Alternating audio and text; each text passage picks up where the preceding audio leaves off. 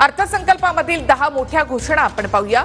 500 कंपन्यांमध्ये 1 कोटी तरुणांना त्या ठिकाणी रोजगार, 1 कोटी शहरामधील गरिबांसाठी आवास योजना,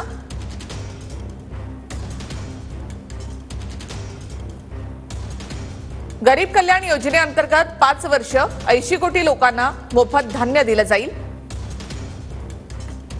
ही योजना पुढच्या 5 वर्षासाठी सुरू ठेवण्यात आली आहे। शेती आणि संलग्न क्षेत्रांसाठी 1.52 लाख कोटींची तरतूद करण्यात आलेली आहे। महिला आणि मुलींसाठी 3 लाख कोटींची योजना असेल। कॅन्सरच्या 3 औषधांवरची कस्टम ड्युटी पूर्णपणे हटवण्यात आली आहे, त्यामुळे ही 3 औषधं ही स्वस्त होतील।